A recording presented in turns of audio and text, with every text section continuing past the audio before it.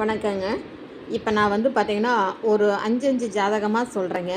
நீங்க வந்து பார்க்குறதுக்கு முன்னாடி வந்து ஒரு பேப்பரும், பேனாவும் எடுத்து ரெடியா இருங்க. என்ன இது வந்து வீடியோ போடுறதுக்கு கொஞ்சம் லேட் ஆகுது. அதனால ஒவ்வொரு 5 ஜாதகமா சொல்றேன். ஏன்னா, இது நாளைக்கு வந்து சுயம்வரத்துக்கு வராங்க. இதை பார்த்துட்டு இருக்கிறவங்க யாராச்சும் இதுக்கு மேட்சிங்கா இருந்துச்சுன்னா, கண்டிப்பா நீங்க என்ன கான்டாக்ட் பண்ணலாம். 9524065589ங்க. இப்போ வந்து பார்த்தீங்கன்னா, ஃபஸ்ட்டு வந்து பார்த்தீங்கன்னா, ஒரு ராகு கேது ஜாதகம் 5 ஜாதகம் பார்க்கலாங்க. ஜீவா ஜலகண்டாபுரங்க. இவங்க வந்து தம்பி வந்து பிஇ மெக்கானிக்கல் இன்ஜினியரிங் முடிச்சிருக்காப்படி. பெரியாண்டிச்சி அம்மனுங்க இவங்களுக்கு குலதெய்வம். இந்த தம்பிக்கு வந்து பார்த்திங்கன்னா 1 ஏக்கர் காடு இருக்குது, 2 வீடு இருக்குது. ஹைட்டு வந்து 5.5ங்க. மாநிறம் தம்பி ஒன்றுங்க. கொங்கு நாடார், முத்தாங்கூட்டங்க.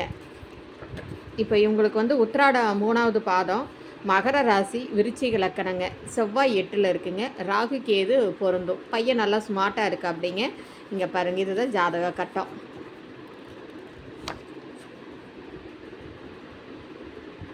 சரி, இதில் தெரியாது, நான் ஒவ்வொன்றா சொல்கிறேங்க.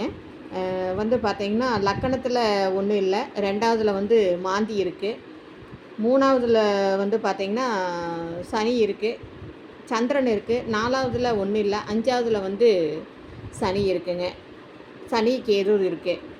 அப்புறம் 8வதுல வந்து பார்த்திங்கன்னா செவ்வாயோட சுக்கிரன் இணைஞ்சிருக்கிறாரு. இதனால் வந்து இது பார்த்திங்கன்னா ஒரு செவ்வாய் இருக்குது, செவ்வாய் 8ல் இருக்குங்க.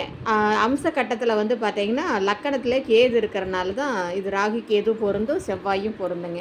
சுத்த செவ்வாய் ஜாதகமும் பொருந்தும், ஏன்னா செவ்வாய் 8ல் இருக்குது, அதனால் பொருந்தும். செவ்வாயும் வந்து பார்த்திங்கன்னா சுக்கிரனோட சேர்ந்து இருக்கிறனால இதாக இருக்குது. இதுக்கு மேட்சிங்கான ஜாதகமாக இருந்தாலும் உடனுக்குடன் எனக்கு கான்டாக்ட் பண்ணுங்கள்.